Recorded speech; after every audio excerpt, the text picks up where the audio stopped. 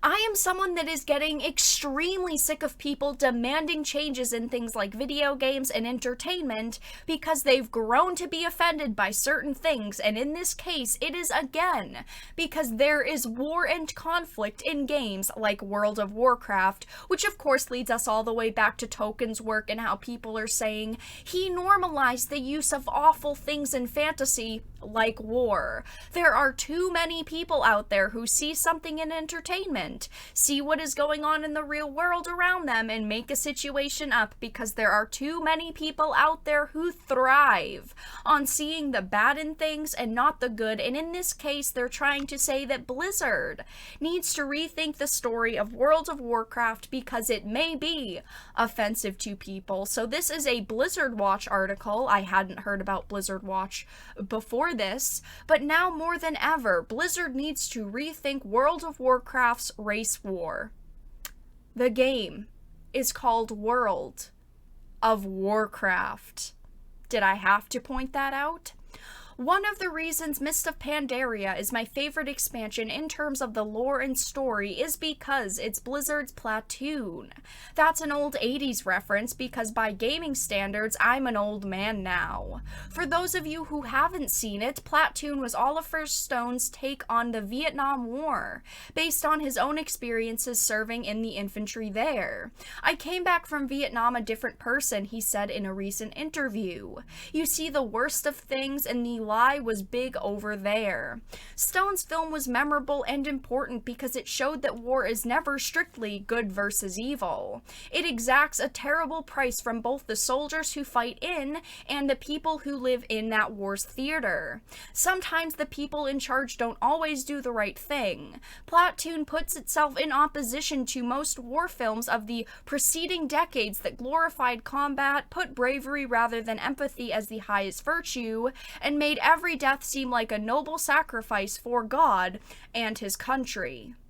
It's time to move past fantasy tropes. Race-based conflict goes back to the very origins of fantasy. They, of course, bring up Tolkien. Lord of the Rings presents its own race war. Aside from humans and the demigod-like Meriar, who fight on both sides, the War of the Ring is divided strictly along racial lines. Hobbits, elves, dwarves, ents, and great eagles on one side, with orcs, trolls, and formerly human Nazgul on the other. Just as Platoon ushered in a more nuanced version of storytelling about war in films, fantasy literature has also largely moved past the idea that all members of a fantastical race share the same exact beliefs and values, and that any war all members of a given race would naturally be allies against the enemy races.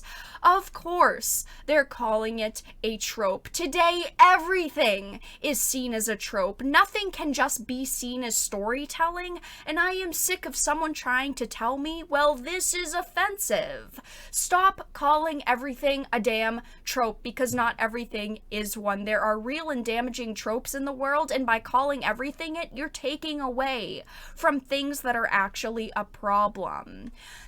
The article continues on, though, with, it's time for World of Warcraft to do the same. The lore that World of Warcraft is based on was created long ago in a different era. It is not a valid excuse anymore, though. More recently, Blizzard had another opportunity to change things at the end of the Battle for Azeroth's war campaign, when Saurfang confronts Sylvanas. Supported by both Horde and Alliance armies, Saurfang manages to free the Horde from Sylvanas' genocidal influence. At the same time, the Azeroth is conflicted with the monumental threat of N'Zoth's reemergence. Once again, Blizzard could have chosen to end the race war, to dissolve the factions entirely, to unite the races in order to fight the last remaining Old God and cleanse Azeroth of the corruption. Blizzard was so close to doing this. Watching Thrall and Anduin carry Saurfang's body through the gates of Orgrimmar, it honestly seemed inevitable. When they didn't follow through, I was surprised. Instead, Blizzard opted to keep the world's races locked in never-ending conflict with one another. When asked about it, they doubled down on the factions as an integral to the game world. I can see where they're coming from in a certain sense, but I also think it's a mistake if they're going to keep those factions to maintain the premise that these are the first and foremost racially motivated constructs. A lot of good stories are just good versus bad, and it has worked in World of Warcraft for over 20 years. Why do you expect them to suddenly change the course of the game because it's outdated, as you're claiming? Millions of people play this game and love the lore and the story because it's fiction. Not everyone sees war in a video game and says, wow, there's a war in real life, so I must be offended by it. Good versus evil has been a concept since storytelling began, since we were drawing on caves. It is not a trope, it's not new, it's not problematic, and it's just a part of who we are. The article continues, though, with racism in the modern political spotlight. The massive worldwide Black Lives Matter protests following the death of George Floyd on May 25th have put a spotlight on racial injustice throughout the United States and elsewhere. Now, more than ever before, it is time to end World of Warcraft's race war. It is time to let factions be factions, not racial segregation. Let faction pride be pride in a set of beliefs, not prejudice. For the Horde and for the Alliance are the two opposing rally cries of World of Warcraft. But when you think about it, are these cries really any different from shouting white power in America today? You are espousing a subset of races as superior to others as your team. You, as a character in Azeroth, are fighting for the dominance of those races over the enemy races. This never felt completely okay, and it is becoming less and less okay as the years pass. This year in particular, it feels downright icky. So having a pride call for anything is automatically the same as white power and automatically makes you something like a Nazi? This is ridiculous. Having pride in your group or yourself for normal people has nothing to do with the denigrating of anyone else. And if you think it does, then maybe you're the one who is a racist. Also, in this game, they never usually go after characters' races. I just wanted to say that. Like, they'll call someone dirty horde scum because of their faction, but a lot of the time they don't actually say, oh, you're a dirty Zandalari, or a dirty human, or a dirty elf. I mean, it's happened, but that's not usually the angle taken by characters. Blizzard has been accused of insensitivity on a number of fronts, gender bias perhaps the most of all.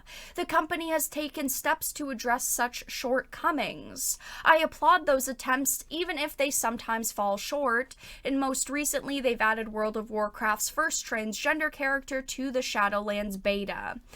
How could the game change?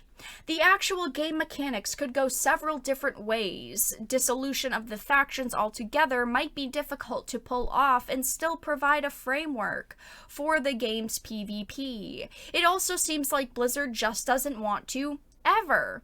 Is it really that bad that they don't want to change the core of their game? I really don't think that that's that terrible. Instead, following a significant lore moment that explains why it's now possible, you could be able to create a character of any race for either faction. If this is too tough to work plausibly into the story as a compromise, Blizzard could assign allied races for every race available to the opposite faction. A group of selfless union-loving goblins wants to join the Alliance, a band of outlawed Worgen wants to join the Horde, and so on. He is literally saying that he wants Blizzard to do what Wizards of the Coast is saying they will do with races in Dungeons and Dragons. Wizards of the Coast is saying that they're going to take the inherent alignments out of races, so that was once considered an evil race will only be evil if you actually choose to go down that path. He's literally just saying he wants Blizzard to become Wizards of the Coast.